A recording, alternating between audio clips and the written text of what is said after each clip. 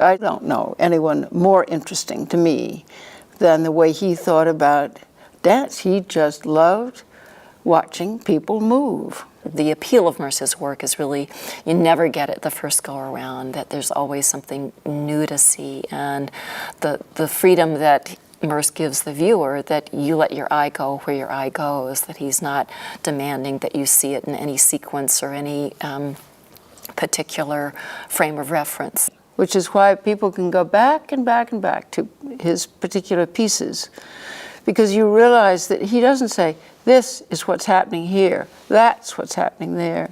He thought everything was of equal importance. What always surprised me was, given that this was supposed to be abstract dance, created with no story in mind, with no dramatic contexts or frame, how powerful the images, the stories, the things that ran through my body and my mind as I watched the work were. People would ask him, what is the meaning of this piece? And what I remember his response to be was, well, when you're on the Serengeti and you're looking at a herd of antelope jumping through the savanna, you don't really worry about which perspective you're looking at it from. You just look at its inherent beauty, and there's not a purpose to it, and yet it has a deep, resonant, and emotional response that gives rise inside of you. And his contention, as I understood that, or what I took away from that, was that he believed that he was creating or attempting to create that similar kind of primal beauty that exists just in the human form, and that we, as subjective observers, are bringing the narrative, the story, the sense of purpose, context, and all those things. Take a look for the accidental and the inevitable interactions of the design, the costumes, the sound, the dance. They're not prescribed, they're not reiterative. And that is a different approach for a lot of people. Your experience is about being present in the moment and owning up to where you are as well as what's going on stage, and that, whatever that Zen thing is this is it right now. Then he found ways of incorporating all that interested him, pleased him, tickled him, made him curious. He found a way of incorporating those things into his own work. He was very practical, like he said, use your wits. The answer to keeping your balance is not practicing on one foot, with your hand almost there by the bar to always catch yourself, but simply think about where is your weight and be accurate and honest about where is it and put it there. Then you can accurately hold it as long as the choreographer decides you should. Those became tour de forces with those dancers able to accomplish things that others couldn't. But it was grounded in very matter-of-fact honesty. And that's what you see. You see the body honestly itself in a way that didn't happen before, I think. When I saw Merce here at the Walker talking, he said something that I think about all the time. And he said, walking, your legs are open and then they're closed. And there's space between them and then there isn't. Isn't that wonderful? That's it. There's always legs in his work. You always see legs and feet just everywhere. And that reminds me a lot of the sets. They sync up with that somehow, that they were very larger than life. And like I said before, they framed the dancers in a way that I don't think any choreographer had used sets before. They weren't just there. They gave another layer to the dance. And of course, it was all after the dance. So I like that because he never gave up on that the dance is absolutely the most important thing. It's like every movement seemed amplified by the air, the sights, the images, the planes around him. He was almost like almost like an acoustic instrument himself, very sensitive to the vibrations, but any tone could be set into play by a small gesture, and it would affect the entire space. So I felt like there was this amazing perceptiveness about his body that kind of responded to and set things in motion. One of the most astounding things to me as a choreographer, artistic director, is kind of the respect that Merce gave to the artists that he collaborated with and the freedom that he gave them to do their own thing. It was like there was no one that didn't fit into his scheme of possibilities of an artist or a musician to use. It was always this huge open palette of different colors and textures. And All the implications of the autonomy that Cunningham and Cage and Rauschenberg and Johns and Warhol, all the other decor collaborators. It's truly radical, letting each other go and just taking what everyone shows up with and putting them together. One of the most exciting aspects to me of Cunningham's work was the fact that he always wanted to work with his contemporaries. He didn't want to reach into the past. He wanted to work with people he knew or knew of and admired. It was very interesting, again, reading Carolyn Brown's, one of Carolyn's essays.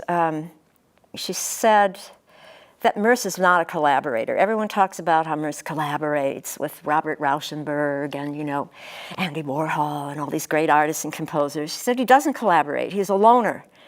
What he does is makes his dance and gives people the freedom, the other artists the freedom to do whatever they want, and then kind of see how it comes together. He said that he does this partly to free himself from his own cliches, so that he doesn't get trapped in his own ideas about form and meaning. And he also says, why do we have to layer drama into dance or layer a story on a dance? There is an infinite pool of motor impulses out there. And to me, that was always one of the thrills of coming to a Cunningham performance, particular first performance, because you are watching live how many artists of our time coming together and presenting work that has never been presented as a collaboration before. You are seeing something lively, really lively, happening in this space, in that amount of time. And I just love that. it was very inspiring to see his commitment to the art form. When I watched him just recently, I watched some footage of it and I was, it's impressive. 60 years of your life dedicated to dance. It's hard to come up with words that describe that type of commitment. One of the qualities of Merce that I just could count on always was his integrity. I think the acquisitions for the Walker Art Center is just a huge positive statement for the importance of dance in this community, and it shows the great relationship that Merce had with the Walker Art Center and Minneapolis and all the dancers here. I can't think of a better, it was the place we all dreamed of, if anything could be preserved, that it would be preserved at the Walker Art Center, because there was such a long history of association, of performances, of lecture, I'd have forgotten, films, so forth. That was a long, long history. I feel like I'm just beginning to understand Merce Cunningham and his work. And I'm very actively engaged in mining that history and seeing it as many times as I can. So I love that the company performances will end and that we've planned for ourselves how to stay with the work. And I think for the Walker to take this on is, once again, way, way ahead of its time. I've always thought of the Walker as being way, way ahead of its time. I think that the value of Merce's work and the legacy and the items that have been gathered here at the Walker is going to be in as a role model to find your artistic vision, find your true self, find your sense of purpose, let the rest of the world fall away and follow that purpose. Because we're so global, the society is so global now, and if anything, I feel like Merce's work speaks more to teaching us how to listen to different people, different perspectives, particularly things that are radically different from our own experiences and that make us uncomfortable. So he says, a man is a two-legged creature more basically and more intimately than he is anything else. And his legs speak more than they know. And so does all nature.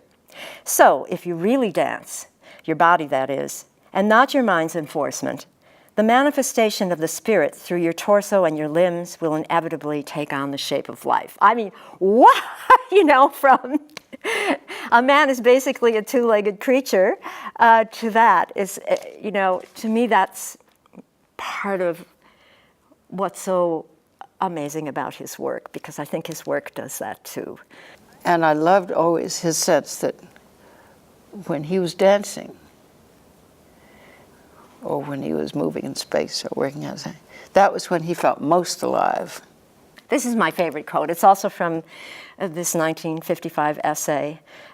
He says, I'm no more philosophical than my legs, but from them I sense this fact, that they are infused with energy that can be released in movement, that the shape this movement takes is beyond the fathoming of my mind's analysis, but clear to my eye and rich to my imagination.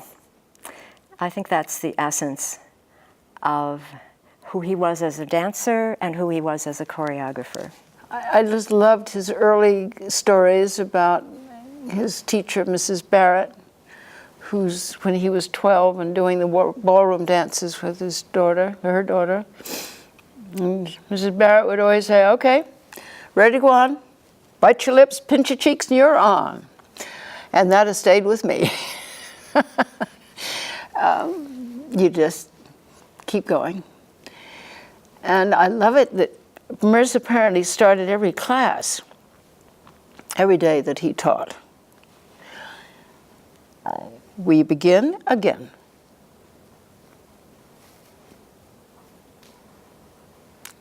And we do.